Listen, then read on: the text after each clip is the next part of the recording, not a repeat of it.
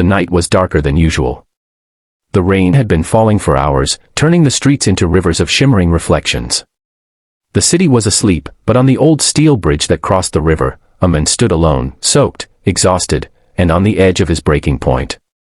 His name was Daniel Carter, a single father who had been fighting a war life never stopped throwing at him. Daniel's hands trembled as he gripped the railing. His mind was heavy, filled with thoughts he didn't want but couldn't silence. The weight of unpaid bills, his daughter's hospital treatment, his dead-end job, all crushing him. He had worked every day since his wife passed away 3 years ago, trying to be both father and mother to his little girl, Lily, who was only 7.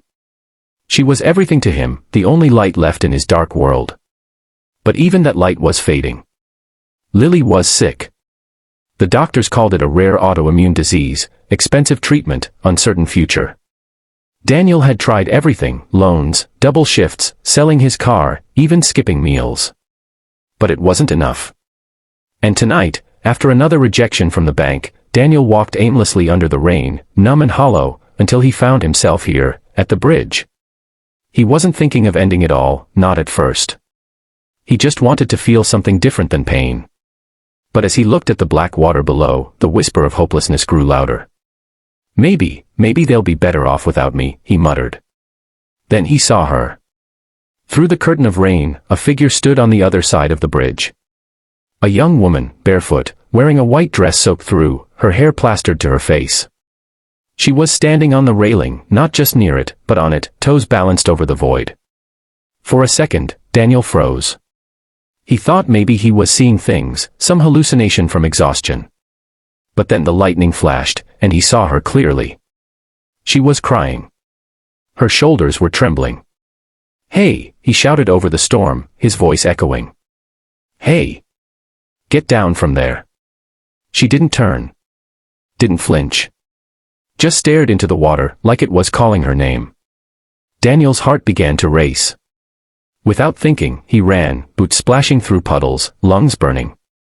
When he reached her, he was out of breath, but his voice came out raw, desperate. "Don't jump," he said. Still, she didn't look at him. "Go away," she whispered. "You don't know me. You don't understand." Daniel shook his head. "You're right. I don't know you. But I know what it feels like to want to disappear." That made her glance at him, just slightly. Her eyes were red, swollen, filled with the same emptiness Daniel felt inside. "I've lost everything," she said softly. "There's nothing left." Daniel stepped closer, carefully. "What's your name?" "Emily." "Emily," he repeated, his voice gentle. "Listen, maybe you feel like there's nothing left, but I've got a daughter at home who's sick. And she needs me. But tonight, I almost gave up too. I came here thinking maybe it'd be easier to just let go. Then I saw you." She blinked through her tears, confusion crossing her face. "You were going to jump." Daniel gave a faint, sad smile. "Maybe. But if you jump, you'll just prove that pain wins. I can't let that happen. Not again." He took another step forward, rain dripping from his hair. "Please, Emily. Don't do this. Let me help you. Whatever you're running from, we can face it." Her knees wobbled. For a moment, she looked like she might fall, forward, into the dark, but Daniel lunged, grabbing her by the wrist. She gasped, slipped, and for a terrifying heartbeat both of them teetered at the edge. Then Daniel pulled with all his strength, dragging her back over the railing. They collapsed together on the cold, wet pavement, both shaking, both crying, not from pain, but from the shock of being alive. Emily sobbed into his shoulder. "Why did you save me?" Daniel's answer came from somewhere deep inside. "Because someone needs to remind us that we still matter." For a long time, neither of them spoke. The rain slowed to a drizzle. When Emily finally lifted her face, she looked different. Calm. Almost peaceful. "I'm sorry," she said softly. "You shouldn't have had to save me." Daniel gave a tired laugh. "Maybe saving you saved me." They talked for hours, sitting there on the bridge. She told him about her past, about losing her parents, about the loneliness that never went away.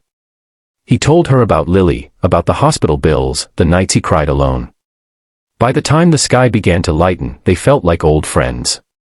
Emily promised she'd be okay, and Daniel believed her.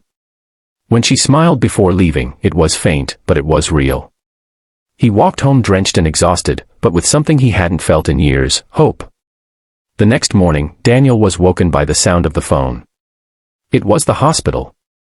"Mr. Carter," the doctor said, "we have incredible news. A donor just came forward for Lily's treatment. Everything's been covered. You can bring her in today." Daniel sat upright. "Wait, what? Who?" The doctor paused. "Anonymous donor." The paperwork came in overnight. Daniel was speechless. He looked at Lily sleeping peacefully beside him, a small smile on her face. "Thank you," he whispered. That day at the hospital, everything moved fast. The doctors prepared Lily for surgery, and Daniel couldn't stop thinking about Emily. He hadn't even asked her last name. Later that evening, as the sun set behind the city skyline, Daniel passed the same bridge on his way home. Something drew him to stop. The rain had washed everything clean. The air was quiet. He walked to the spot where he had found Emily the night before, and noticed something lying near the railing. A white feather. He frowned, picked it up, and for some reason, it made his chest tighten. He looked around, but there was no one there. That night, Lily's surgery was a success. When Daniel returned to thank the doctors, he mentioned the mysterious donor again. One nurse smiled. "Actually, sir, the donation came through from someone named Emily Grace." Daniel's heart stopped. "Emily Grace? Do you know where she is?" The nurse hesitated. "That's the strange part. The address listed doesn't exist. The hospital database couldn't verify it. It's like she just vanished." Daniel left the hospital confused, but a thought began to grow in his heart, impossible, but somehow comforting. Maybe she wasn't just a girl on the bridge. Maybe she was something else, something sent to remind him that hope still exists, that even in the darkest moments, there's light if you choose to see it. Weeks later, Lily came home smiling, healthy again.